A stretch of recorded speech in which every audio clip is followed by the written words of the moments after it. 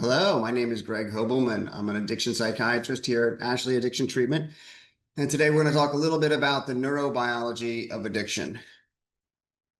The This is something that all of the patients do see while they're here, and it's really important for them to see it because it helps to really understand what's happening with them, and it's important for you all to understand as well. To build your recovery together, you want this information. Why do you care about this? I would say that the biggest problem with having a substance use disorder is losing your ability to control your behavior around that substance. It's sort of a loss of ability to make good choices. What we tend to hear all the time is, why can't you just stop? And if it were that easy, people would just stop, but we can't. So today, understanding the neurobiology of addiction, what happens in our brain, helps us understand why we lose control. So as I noted, it's important for you to understand it as well, certainly for the patients to understand it. Second thing, and as I noted, it of course, we want you to understand it so that you can have some more empathy and understand why just stopping doesn't work. And we also want to reduce the shame. And what I mean here is, as we get into the basics, when we think about using substances that alter our mind and mood, it's something that humans do. It's a very natural thing to do. In fact, those who don't do it are the exception, whether that's nicotine or caffeine or alcohol or opiates or benzos, all the way down the line. It is something that humans, and not just humans, do it, animals do it as well. And so it's very natural. And when you think about having a substance use disorder, you can think about it in terms of a percentage of people whose relationship with those substances goes awry, meaning that they lose the ability to control their behavior around that substance. And that is the sort of definition or key feature of having a substance use disorder.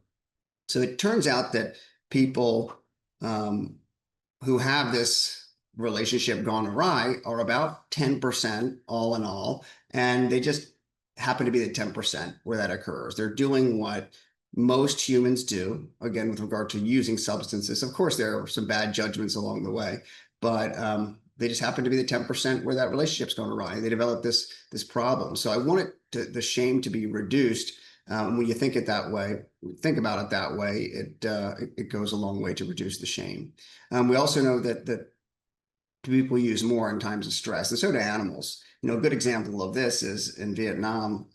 There was a field of cows separated by a field of poppies by a fence, and the cows never bothered to evaluate or look at those poppies. But when machine guns started going off and bombs started going off, they knocked down the fence and sought solace in those poppies. And so as the problems start to increase with regard to their substance use in people, it is very stressful. And as that stress mounts, the desire and need to use tends to increase. When we think about just the simple reasons, why do people use substances of abuse or addictive substances, there are only a few reasons. One is because it creates a pleasant sensation. So this is the euphoria that's produced from these substances. And that's why most people use. We call that impulsive use. And most people who use in that way, just for that reason alone, as an add-on to activities or whatever it might be, tend not to have a problem. The second reason is for self-medication, and you can think about this in many ways, to relieve stress, to relieve anxiety, to relieve sadness, to relieve boredom, whatever it might be. But when someone starts to use to self-medicate, we call that compulsive use. And not everybody who has compulsive use develops a problem, but when you start to use to self-medicate, you have to start thinking, no, what's going on here? Because usually that does, it's the steps sort of before developing a substance use disorder. To some degree, people use because peer pressure. And I'm not talking about, the really tough kind of peer pressure of, you use this or, we're going to not like you or whatever that might be, but it's just what the peer group is doing. And that's usually how people are introduced to substances. And finally, to avoid withdrawal, very often sort of the cat's out of the bag when this is occurring, but not always. I do want to make a differentiation between a physical dependence and a substance use disorder. So physical dependence occurs when, with certain substances, when they're used over time, you develop a tolerance for that, meaning that you need to have more to have the same effect. And then when you stop taking that substance, you go through a process of withdrawal. And this occurs often very naturally without problem. But if somebody has a surgery, big back surgery, for example, takes opioids for a period of time, develops a tolerance, and they stop taking the medication, or they go through a weaning process, they do experience some withdrawal. But very often they say, wow, I don't want to do that again, but they did experience a physical dependence, but there was no substance use disorder. Substance use disorder is the psychological component. There are a variety of criteria, 11 criteria in the DSM, and that has changed over time. Substance use disorder is categorized as mild, moderate, severe based on how many criteria one meets. But I think the best criteria is continued use despite negative consequences.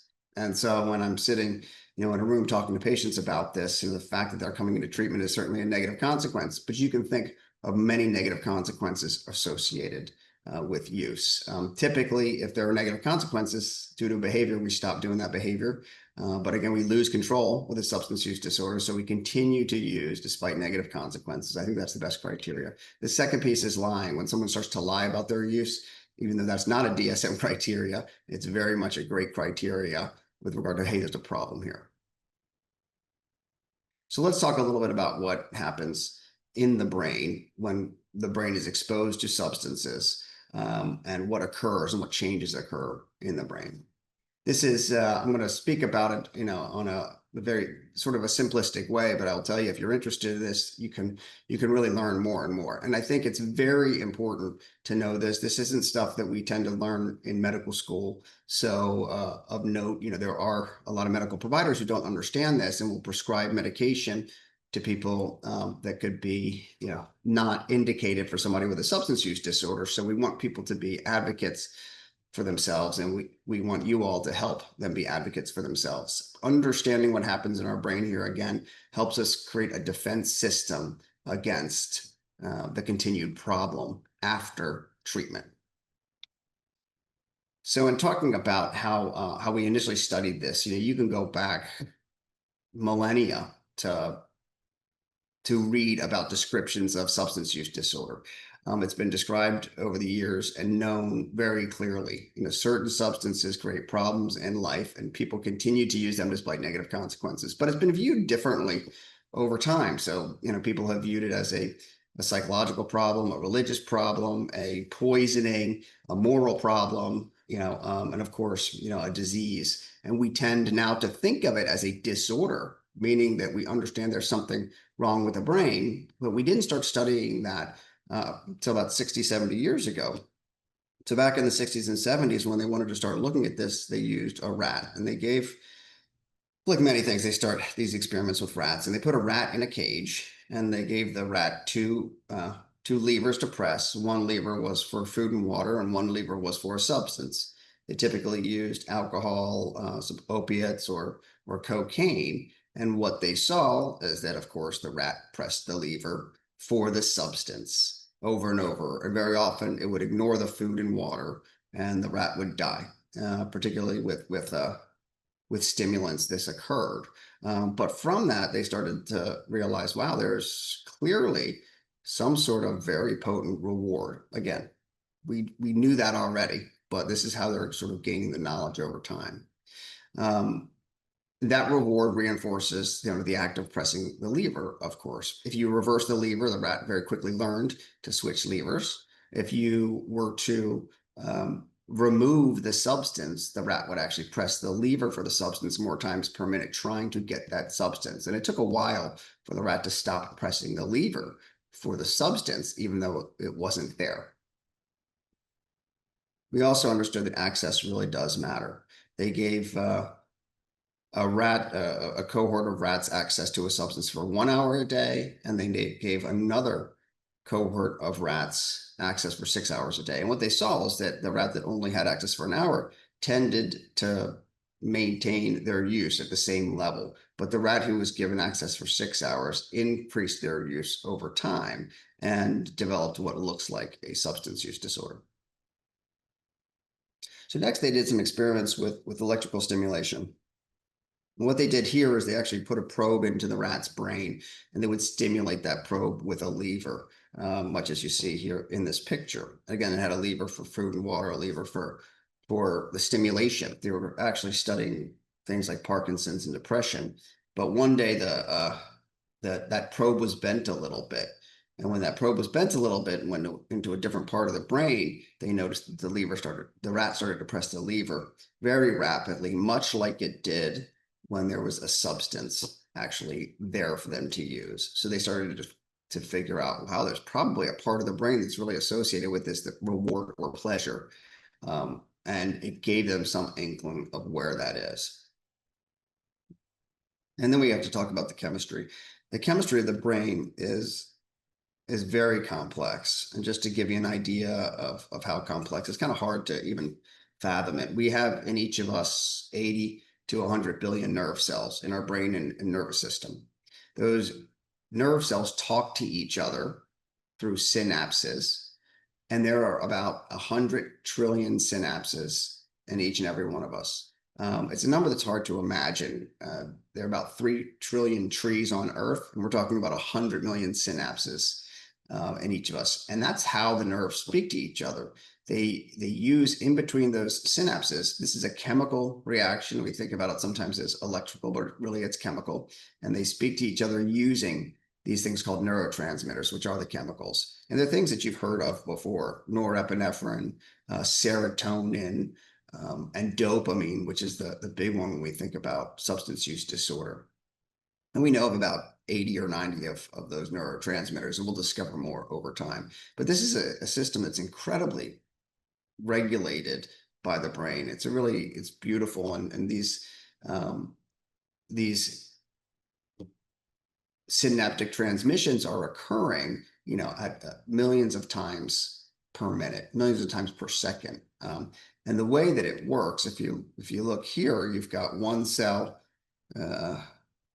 here, and then you have another cell here, and this is the synapse. So this is one of those 100 trillion synapses in our body. The black dots here are the neurotransmitters, and the neurotransmitters are simply released from one cell. They attach to receptors on the next cell, and then they detach from the receptor and typically go through a process of reuptake here, where they're either broken down or reutilized. And this, again, is happening, with incredible rapidity and unbelievable regulation. And in the best set of circumstances, mistakes happen, and that's neurological disorders. Things do occur.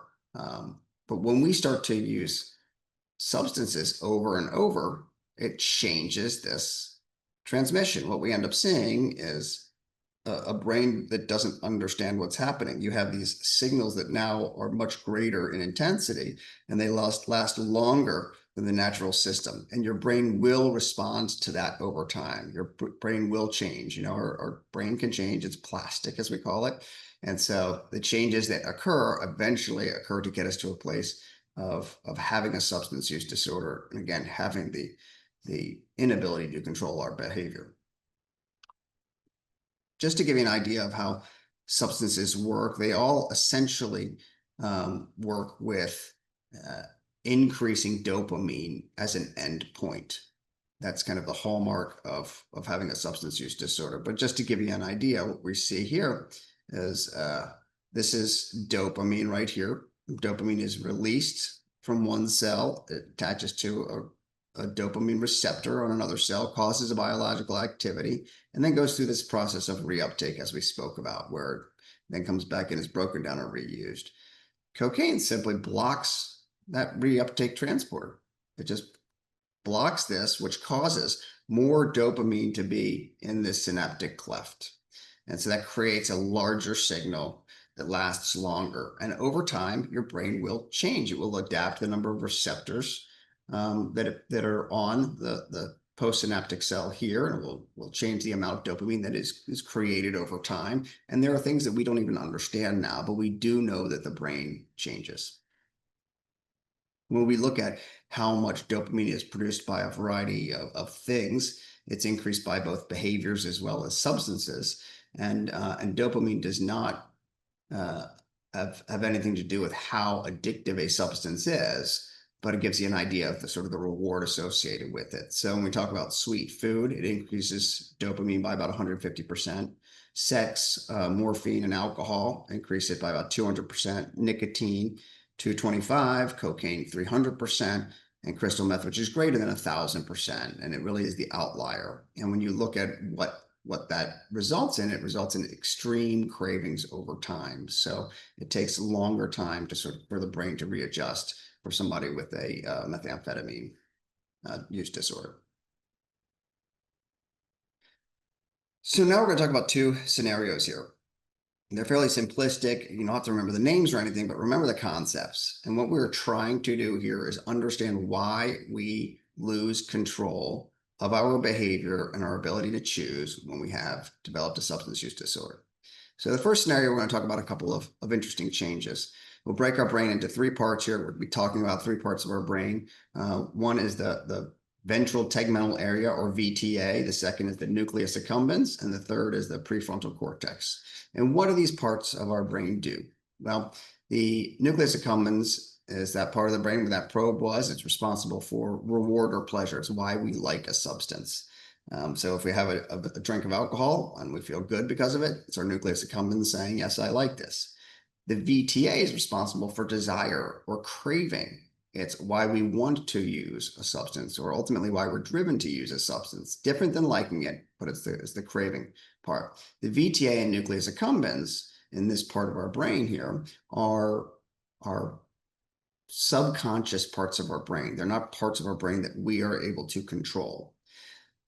The prefrontal cortex is very much a part of our consciousness. You can think about the prefrontal cortex as the thinking brain. It's the rational brain. It helps us make choices, make judgments. And it is why we don't like negative consequences. But ultimately, it's the part of our brain that enables us to say, yes, I want to do this, or no, I don't want to do it. And these parts of our brain are working to make decisions all day, every day. Think about walking into a cafeteria and seeing chocolate cake.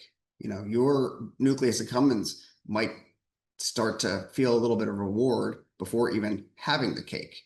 The VTA is going to look at it and say, wow, I really want that. I know that will taste good, and I would enjoy eating that. And then the prefrontal cortex comes in, and you can say, well, if I eat it, I'll be having an elevated amount of sugar and calories and so forth. If I don't eat it, I will save that. You can make a decision now according to what your will is and say, yes, I will eat that or not. But you get to make that decision. And we can see that happening all day, every day. These parts of our brain are sort of fighting each other. So our natural instinct to go and want that cake and know that it'll enjoy it. And then the part of your brain that says, maybe not a good idea. So what happens when we repeatedly use substance and develop a substance use disorder? Well, the nucleus accumbens is blunted. So the part of the brain that says, I like this, doesn't like it as much over time. The part of the brain that says, the VTA, that says, I want this, I crave it, is sensitized. So it wants it more over time.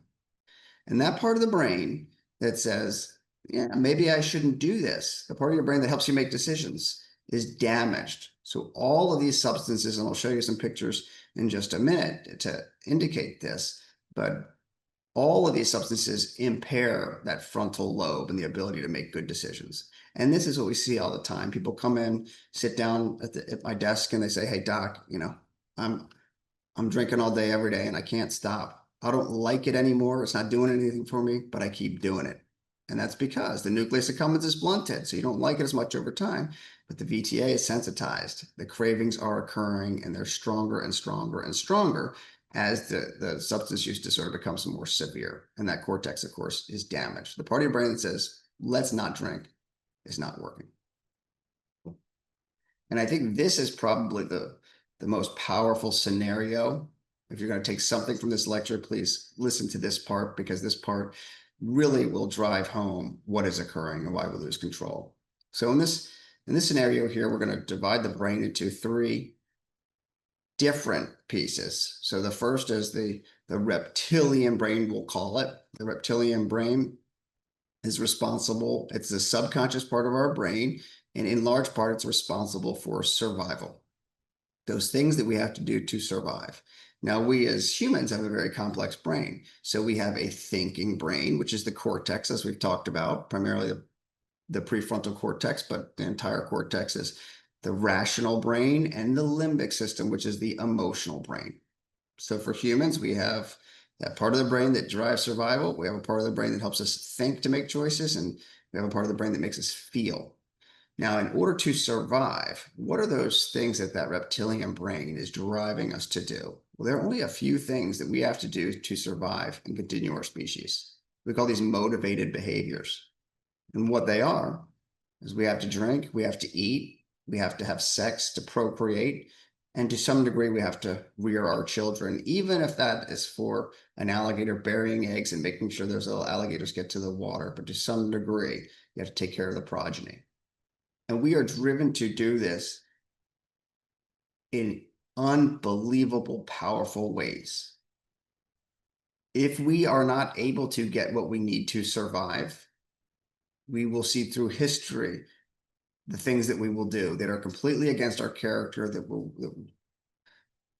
As a good example, if Village A has water and Village B does not have water, Village B will do whatever it has to do to get that water from Village A. So it will kill, it will lie, it will manipulate, it will steal, it will do whatever it has to do. And that is the power of the survival instinct. So it will make us do things we never thought we could do. So what happens when we use substances, the habituating substances over time? Well, your brain, that reptilian brain, now thinks that it needs that drug of choice to survive. So now that part of the brain that says, I absolutely have to get food, water, sex, and childbearing now thinks it needs that drug of choice. And as you use more over and over time, the drug of choice climbs that ladder and becomes the first thing that your brain thinks it needs. And it makes sense. People with a severe opioid use disorder, when they open their eyes in the morning, the very first thing they're thinking about is, how do I get that substance? Somebody with a severe alcohol use disorder, their eyes open up, I have to have the substance first and foremost. After that, maybe I'll think about what I'm going to drink, what I'm going to eat. Very often sex, childbearing, things like that go off the table in severe substance use disorders. But that is what the nature of our brain in a severe substance use disorder. Extremely powerful drive to use. And now what happens is that reptilian brain then sends signals out to our complex brain. It sends signals out to our cortex and sends signals out to our limbic system to change the way we think and feel in order to get the substance. So now we have that typical captured brain as it's described. So with regard to our thinking, it creates certain symptoms. Those symptoms are denial and rationalization and minimization. And you go down the line, with regard to how we think poorly, because our brain says, do what you have to do to get this substance. It's, again, taking away our natural character and making us think in different ways to get it. And it's sending signals to our emotional brain too, to make us feel differently so that we can use. Typically, we see that as, oh, poor me, why can't I, and so forth. In any case, our limbic system and our cortex, the way we think and the way we feel, is all now being driven towards getting that substance. So when you think about someone using and you're saying, wow, I am here, why are you using? They're not using to spite you. They're not using to upset you, but they're using despite you. They're using because they're no longer able to see other people, right? They're not thinking about how that's affecting other people. That insight comes in sobriety, but in the midst of an active substance use disorder, blinders are on and your brain is captured. I think this is the most important scenario to understand and gives the best insight into why people lose control with regard to their choices around substances. Just to give you an idea here, this is the picture of what the dopamine system looks like. And it starts right here in that reptilian brain. right up to the limbic system and right up to the cortex again. So all of this is driven by a dopamine system. How do we treat substance use disorder? When we think about the cortex and limbic system, those parts of our brain that are part of our consciousness. We use that psychotherapeutic approach, and everything that we do in treatment, everything we do for recovery is part of that psychotherapeutic approach. Essentially, what we're doing is changing the way we think and behave in order to change our emotional state. And that, over time, improves our emotional state and we build our recovery. There are very few things that we can do to affect that reptilian brain, that part of our brain that's subconscious, and those are medications. And we only have a few medications to use, and they're only for alcohol and opioid use disorder. But if they apply, I highly recommend people take advantage of that, utilize the medications. With regard to susceptibility, this is what are those things that are absolutely necessary in order to develop a substance use disorder? Well, there aren't many. There's access, of course. So you're not going to develop an alcohol use disorder if you never drink alcohol. If you don't have access to a substance or a behavior, you will not develop a problem. But you have to have that. And the second thing is a genetic predisposition. So with regard to genetics, we were able to map the genome in the 90s, and we thought we'd find the genes associated with substance use disorder, and we'd be able to predict your level of susceptibility. But we haven't gotten to that place yet. It's because it's very complex.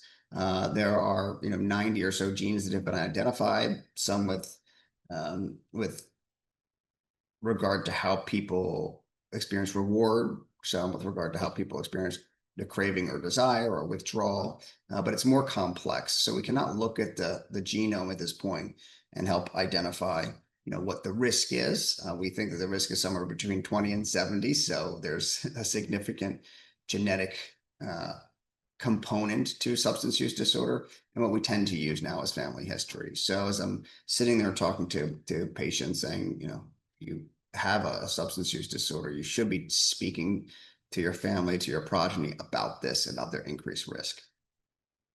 And then you have things that are not necessary to develop a substance use disorder, but they will increase risk. And I'm going to mention the ones that have been identified scientifically, meaning they've been proven to increase the risk. And there'll probably be some others that we haven't identified or proven yet. But these are the things that we know will increase your risk. And the first is psychological comorbidities. So I'm talking about psychiatric illnesses, whether it's depression, bipolar disorder, psychosis, ADHD, all of them are going to increase your risk to some degree. In addition to trauma. And when I'm talking about trauma, it's the response, the traumatic response that's important. It's not the event itself, it's how someone has responded. And that's what we're looking for these days, is how someone has responded to particular events in their life. Because as we go through life, we go through a lot of difficult times, but we're looking for a particular traumatic response, which will increase vulnerability. The second is temperamental traits. So we talk about an addictive personality. It does actually exist.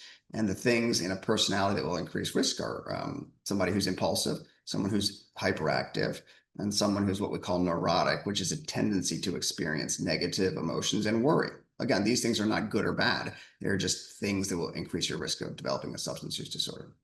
And finally, it's the early use of drugs. So I mentioned that peer pressure was one of the reasons that people use. Really important here, because somebody who starts using or is exposed to these substances at age 14 versus age 22 is roughly 4 times the risk of developing a substance use disorder. So we want people in their adolescence, we want kids to hold off as long as they can, because it will reduce their risk, particularly if they have a genetic susceptibility to substance use disorders. And I hear this conversation of people as their kids are going off to college of, oh, I want to teach them to drink at home before they go away. Not a good idea. That just gives them a head start. We want to hold off the use of substances as long as we can to reduce that risk. And then when we talk about the substance themselves, what makes a substance addictive? Well, it's a substance that has a very fast onset and a short duration. What then happens is that you have to use more frequently to get the effect, very reinforcing, and that has the greater addiction potential. So just to note, the substance that we know of that has the greatest risk for developing a use disorder is nicotine. Nicotine is incredibly fast onset.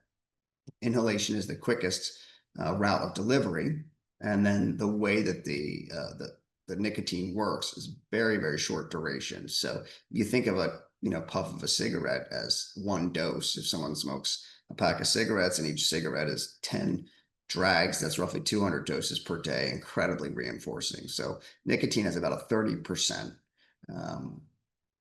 rate of turning into a nicotine use disorder, whereas most other substances, including things like crystal meth and crack and inhaled heroin, have a 13 or 14% risk. So lasting effects. The question here is our brain has now changed. As noted, it takes quite a while of using substances to develop these changes. Now the changes have occurred. The chemistry has changed.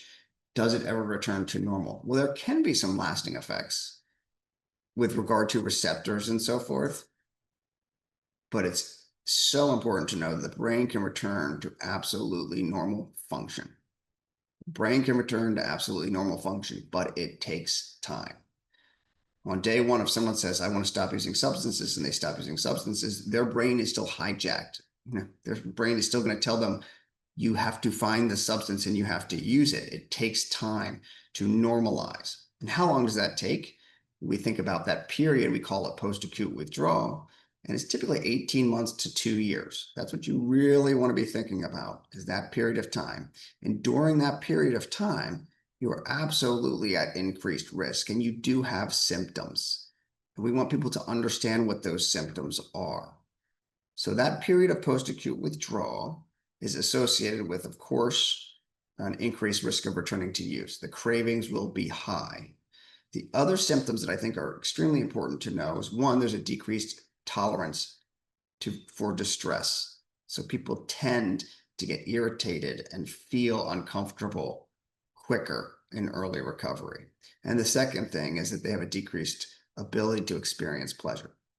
So reduced distress tolerance, reduced ability to experience pleasure. I want people to know that because I want them to understand that they are going to feel better over time. And I want them to understand they're going to feel better over that first year and into the second year, but it does take time.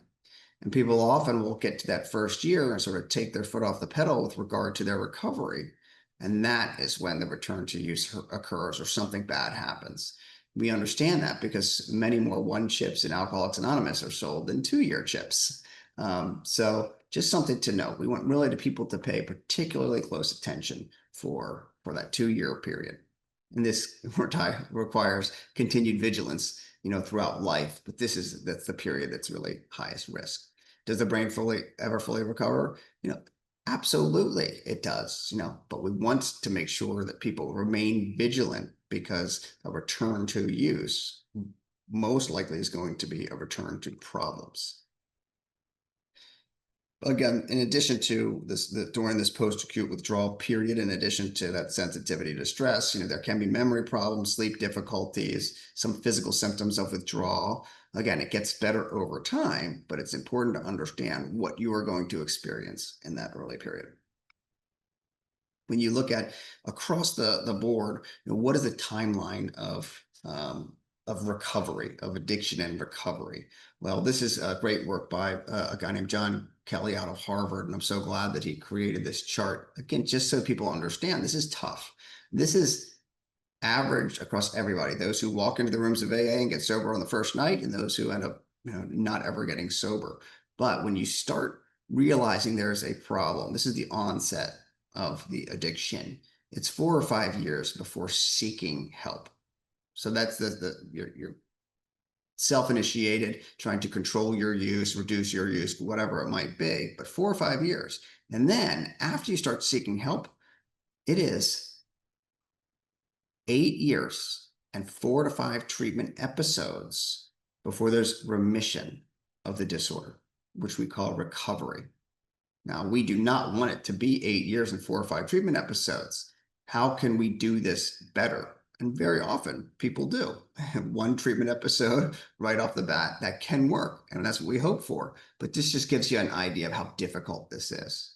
Once someone truly attains, good recovery, it's 5 years before their risk drops to that of the normal population. Their risk will drop.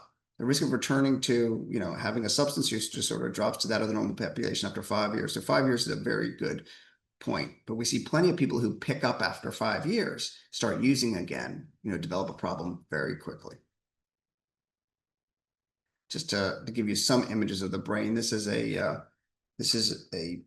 MRI. It's a functional image. So the red that you see lighting up is what occurs in the brain when asked to do a memory task. So in this case, it's a 15-year-old non-drinker asked to do a memory task, and this is what lights up in the brain. This is a 15-year-old on the right side, heavy drinker who's sober at the time of this study, asked to do that same memory task, and this is what lights up. It's just to note that there are some really significant cognitive, mostly short-term cognitive effects from alcohol, even at 15 years old. When you look at just a regular old CAT scan here, on the left, you have the brain of a normal 43-year-old, and then you have the alcoholic brain on the right side. And what you see is a loss of actual volume. The good news is that this brain can function completely normally. You just don't want your brain to necessarily look like that. And then here is a picture of the normal brain of a 6-week-old baby. And over here is the 6-week-old baby that had fetal alcohol syndrome. I put this up just to note it's the number one reason for intellectual disability in the country, about 1,000, 1 in 1,000 live births. This is that functional image again. This is somebody who's using cocaine. So again, on that left side, you have the back of the head at the bottom, the front of the head at the top. Has to do a memory task, the brain lights up. Somebody who's using a lot of cocaine, so someone with a cocaine use disorder, has to do a memory task. What part's not lighting up? That frontal lobe, the part of the brain that says, hey, maybe it's not a good idea to use cocaine, isn't lighting up at all. The defense system is down. Hence, we continue to use. When you look at the recovery of that at 10 days, it's this middle row here. At 100 days, that's over 3 months.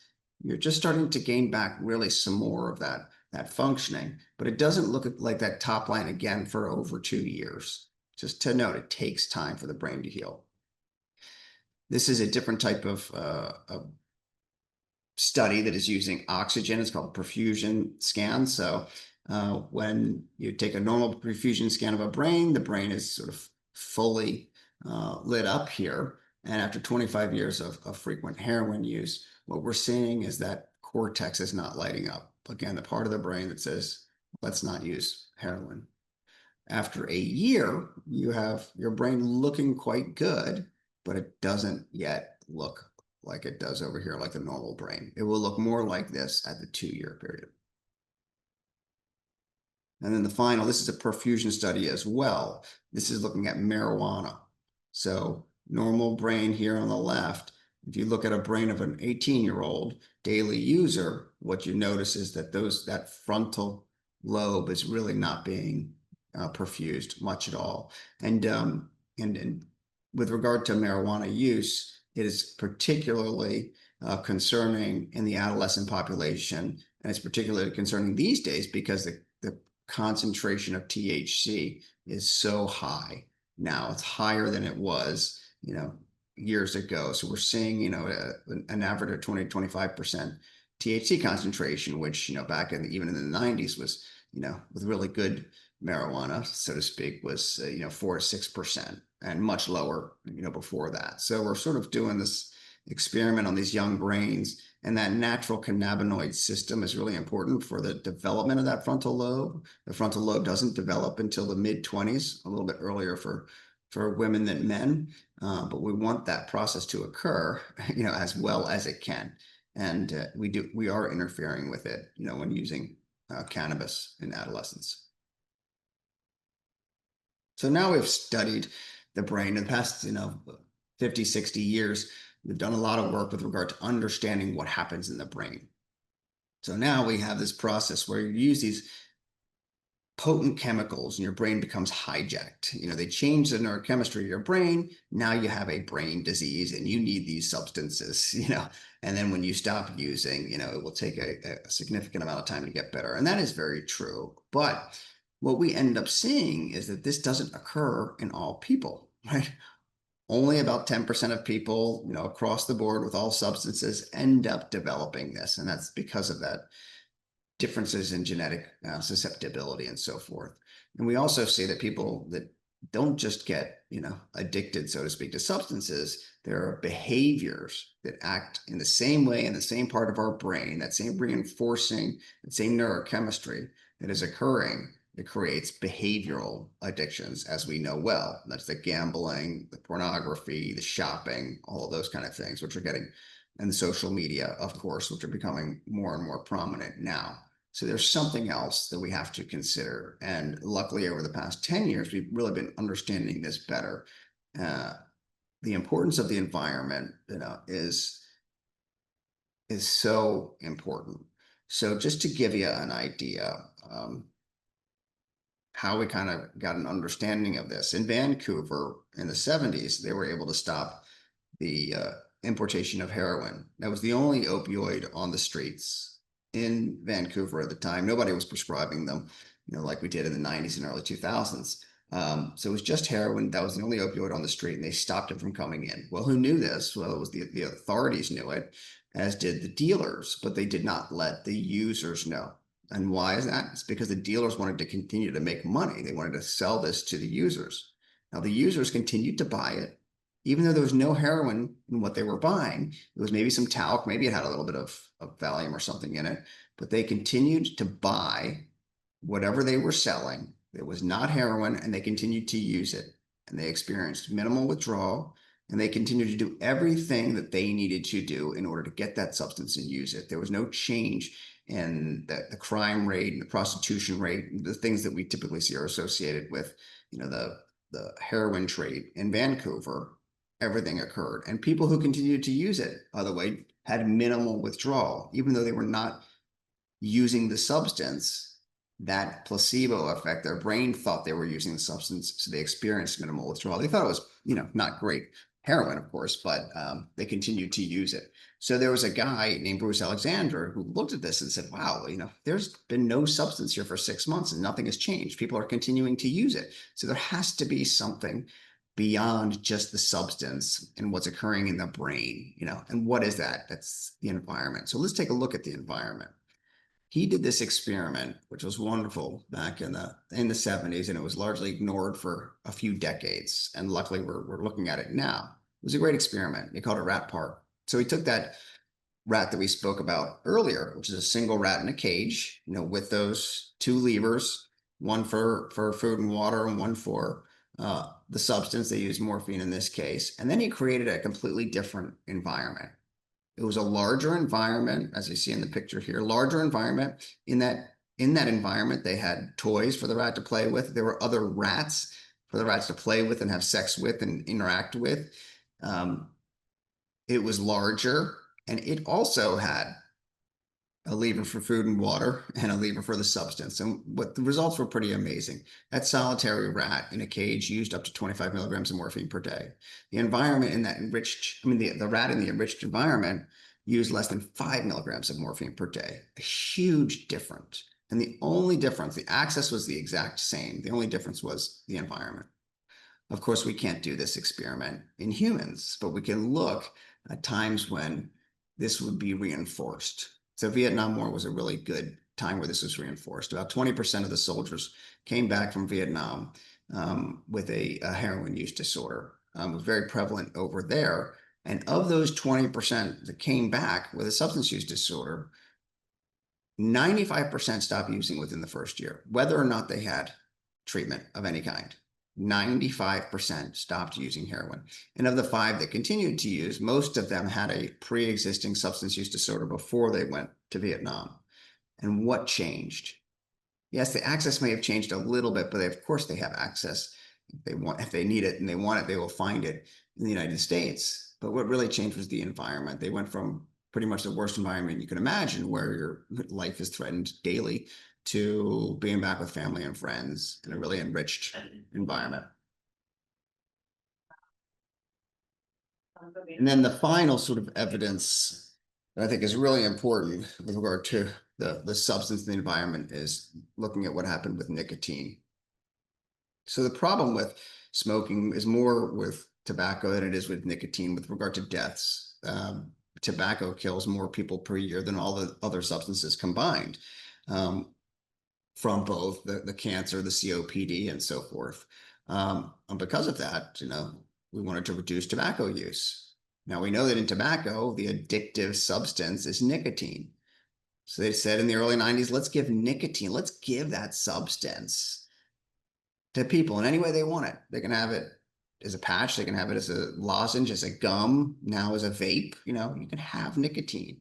And of people who tried to use nicotine to stop smoking, only about 18% were able to stop smoking. And why is that? It's because of the environment. And when we look at how we reduced smoking societally from about 60% of the population in the 60s to 20% of the population today, is through environmental change. So that includes education, increasing price, reducing the areas where you can smoke, stigmatizing the behavior, but not the person. And it's incredibly effective way of doing it. But the environment absolutely matters. I want people to understand what that early recovery period is like. And this, again, is some more of John Kelly's work, which is wonderful. But this is the recovery curve. So if you look on the x-axis, it's simply time. And then on the y-axis, you have, think about it just in terms of quality of life, how you feel. So when people first come into treatment, they feel okay, right? There's a sense of relief. The fire is out. I feel a little bit calm. I'm getting help. That lasts for a few months.